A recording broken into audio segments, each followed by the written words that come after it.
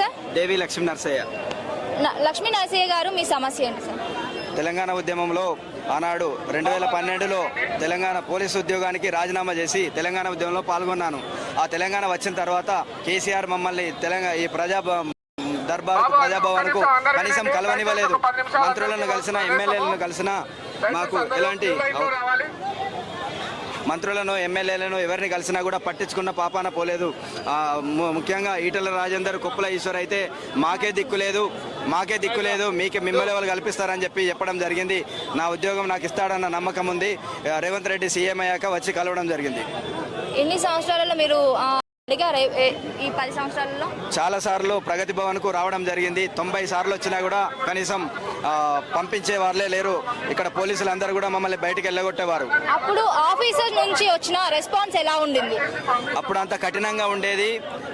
అప్పుడు మమ్మల్ని ఎవరు పట్టించుకున్న పరిస్థితి లేదు. ఏ సమస్య కోసం వచ్చినా ఈరోజు స్వేచ్ఛాయుత వాతావరణంతో లోపలికి వెళ్ళి మా యొక్క దరఖాస్తును ఇవ్వడం జరిగింది. ఈ వాతావరణం అంటే ఈ ఫెసిలిటీ అనేది అంటే డైరెక్ట్ సీఎం గారి దగ్గరికి వెళ్ళి ప్రాబ్లమ్స్ చెప్పుకోవడం ఇలాంటివన్నీ ఈ 5 సంవత్సరాలు నడుస్తుంది అంటారా, లేకపోతే కొత్తలో మాత్రం ఇలా ఉంటుందంటారా? సీఎం గారి మీద గట్టి నమ్మకం ఉంది. ఎందుకంటే చెప్పిందే చేస్తున్నాడు. ఆ పాదయాత్రలో ఒక అమ్మాయికి జాబ్ ఇస్తానని చెప్పి మరీ గుర్తుంచుకొని సంవత్సరం తర్వాత ఆ రజనీ అనే అమ్మాయికి పిలిచి మాట ఇచ్చి మాట తప్పని ముఖ్యమంత్రిగా ఉన్నాడు. కాబట్టి అదే నమ్మకంతో నేను నా ఉద్యోగం కూడా నాకు ఇస్తాడనే నమ్మకంతో రావడం జరిగింది. తప్పకుండా పంపిస్తున్నారు ప్రజల సమస్యలు చెప్పుకోవడానికి. దాదాపు ఎన్నో గంటల నుంచి వెయిట్ చేశారు వీళ్ళు.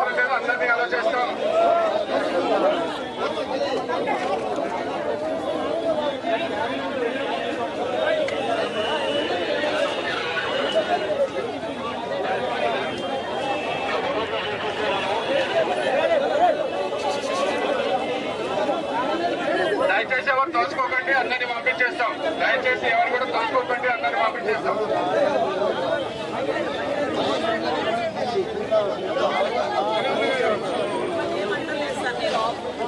Ma'am, I'm Srilakshmi. I'm social activist. Hi ma'am. ఇక్కడ శ్రీలక్ష్మి గారు మనతో పాటు ఉన్నారు. అయితే అసలు ప్రజల సమస్య చెప్పుకోవడానికి ఇది డైలీ ఉంటుందా, ఏ టైంకి ఉంటుంది, ఏమైనా అప్లికేషన్స్ ఉంటాయా, ప్రాసెస్ ఏంటి, ఇదంతా కూడా తెలుసుకుందాం.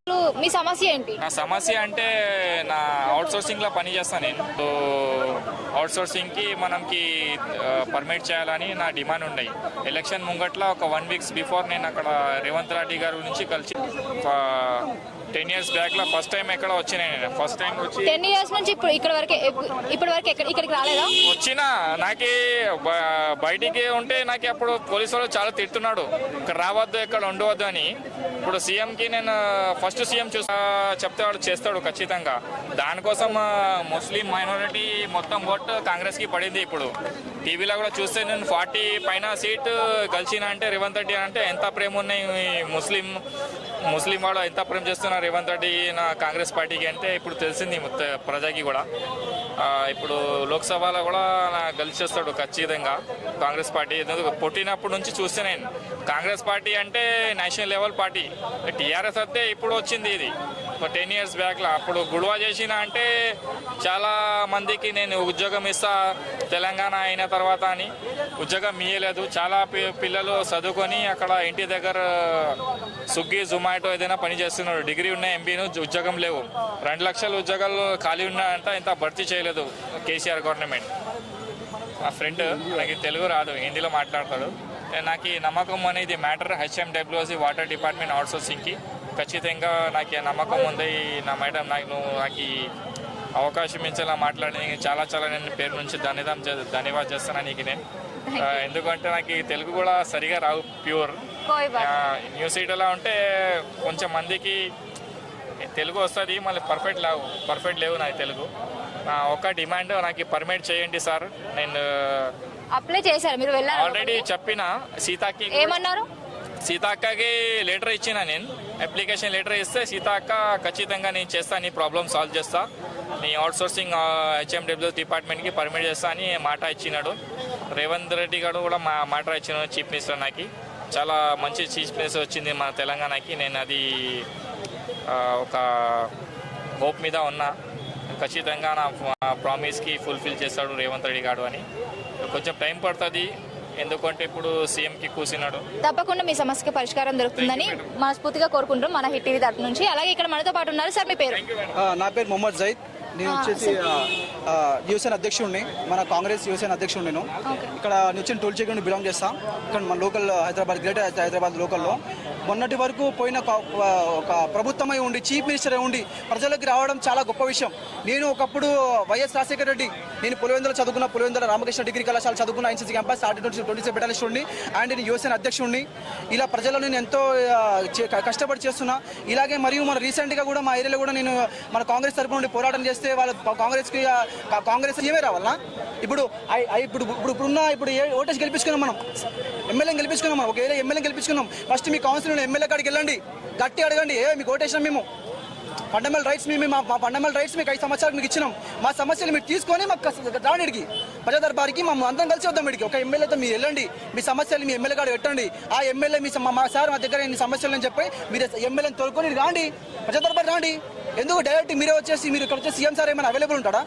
నిన్న రాత్రే ప్రమాణ స్వీకారం చేసిన ఒక సీఎం మీకోసం ఉండాలంటే ఉండడం కష్టమేది చాలా. ఎందుకంటే ఇంత కష్టమైన సిచ్యువేషన్ కూడా రేవంత్ రెడ్డి అన్న చాలా ఈజీగా సింపుల్గా, అది ఎట్లుందంటే మన అన్నదమ్ముల లెక్క ఏదో బంధువుల మాదిరిగా ఇప్పుడు చాలా మందికి చాలా దగ్గరగా ఉన్నాడు. ఎందుకంటే చూడండి, ఏసీపీ సార్, డీసీపీ సార్ ఎట్లుంటే జైలు అయిపోయింది. అది ఒకప్పుడు జైల్లో ఉండేది, ఎవరు చూస్తే ఇదేమైనా జైలా, ఇదేమైనా బాంబ్ స్క్వాడా, ఇదేమైనా డిఆర్డీఎల్ ఒకప్పుడు అనుకునే వాళ్ళు పబ్లిక్. ఇప్పుడు కొత్త వాళ్ళు వస్తే ఏమంటారు, గ్రేటెస్ట్ హైదరాబాద్ లో ఒక డిఆర్డీఎల్ పెద్ద కట్టించారు. అరే డిఆర్డీఎల్ కాదు, ఇది ప్రజా దర్బార్, ఇది సీఎం క్యాంప్ ఆఫీస్. ఇది ఎవరైనా రావచ్చు, ఎవరైనా వాళ్ళ బాధని మొరపెట్టుకోవచ్చు, వాళ్ళ సమస్యల్ని ఇక్కడ చెప్తే సీఎం దగ్గర వచ్చి పెట్టుకోవచ్చు అనే ఒక ప్లేస్. ఇది ఒక పీస్ విత్ పొలైటీ ప్లేస్. ఇది పబ్లిక్ ప్రాపర్టీ, పబ్లిక్ ప్లేస్. ఇది మీ సమస్యలు చెప్పుకోవడానికి ఇది ఒక్క ప్లేస్ తప్ప ప్రపంచంగా మీ తెలంగాణ స్టేట్లో ఎక్కడ లేదు.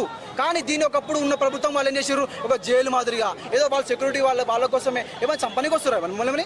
అరే పబ్లిక్ మీ దగ్గరకు వస్తుంది, మొరపెట్టుకో, మీకు ఓటేసే ఫండమెంటల్ రైట్స్, మా రైట్స్ మీకు ఇచ్చిన ఓటేసి అంటే మీరు మీరు మా దగ్గర రావాల్సింది. మీరు మా దగ్గరకు వచ్చి మా సమస్యలు మీరు తెలుసుకోవాలప్పా. మీ దగ్గరకు వచ్చి మా సమస్యలు చెప్పుకోవడం కాదు మీరు ఉండేది. ఇప్పుడు ఎమ్మెల్యేలు ఉన్నారు, ఏరియా వైజ్ ఒక్కొక్క ఎమ్మెల్యే గెలుచుకున్నారు. ఇప్పుడు గ్రేటర్ హైదరాబాద్ తెలంగాణ స్టేట్లో మొత్తం ఎంతమంది ఎమ్మెల్యేలు? 119 ఎమ్మెల్యేలు. ఇప్పుడు ఏడిగారు అంతా ఒక్క ఎమ్మెల్యే లేడు, ఒక మేడం సీతక్క ఉంది. మన ఒక గంట సేపు 2 గంటల సేపు వరకు మన రేవంత్ రెడ్డి ఉన్నాడు. మిగతా వాళ్ళు ఎడిగారు ఎమ్మెల్యేలు. ఓటేసి గెలిపించాం కదా, ఎడిగారు అంతా వాళ్ళు రావచ్చు కదా, వాళ్ళ సమస్యలు వాళ్ళ ఏరియా నుండి తీసుకోవచ్చు. వరంగల్ నుండి వచ్చిన వాళ్ళు ఉన్నారు, నిజామాబాద్ నుండి వచ్చిన వాళ్ళు ఉన్నారు, ఇక్కడ హైదరాబాద్ గ్రేటర్ హైదరాబాద్ వచ్చిన వాళ్ళు ఉన్నారు. వాళ్ళు పబ్లిక్ కావాలన్నా, పబ్లిక్ దగ్గర ఎమ్మెల్యే రాడా? అరే నేనేమంటున్నా, ఇప్పుడు నేను రేవంత్ రెడ్డికి ఒకటే అన్న, ఇప్పుడు అయిపోయింది. ఈ రోజుతో సమస్య చాలా పబ్లిక్ కొంచెం ఇబ్బంది పడ్డారు ఫస్ట్ రోజు కాబట్టి. కొంచెం ప్రణాళిక కొంచెం ఎనికి ముందుకు అవడం జరిగింది. దాని ద్వారా కొంచెం ఇబ్బందిగా జరిగింది. నెక్స్ట్ జరిగే దానికి ప్రణాళిక వచ్చేసి చాలా క్లియర్ కట్గా ఒక్కొక్కరిని 1 by 1గా నీట్గా చేస్తారని అనుకుంటున్నా. నా ప్లాన్, సార్ వాళ్ళ ప్లాన్ అది. ఇంకోటి ఏంటనగా సార్, నేను ఒకటే కోరుకుంటున్నా, మీరు ఇట్లా మీ సీఎం క్యాంప్ ఆఫీస్ దగ్గర ఇంతమంది రావడం చాలా ఇబ్బందిగా ఉంది కాబట్టి మీరు మా ఏరియాలో ఎక్కడైతే కాన్స్టిట్యున్సీ ఉందో అక్కడ ఒక సచివాలయం నిర్మించండి. ఆ సచివాలయం దగ్గర ఉన్న ఏరియా వాళ్ళందరూ అక్కడ కంప్లైంట్లు సంబంధించిన వాళ్ళ లెటర్లు ఇస్తే చేత ఆ లెటర్లు ఇక్కడ తీసుకొని రండి.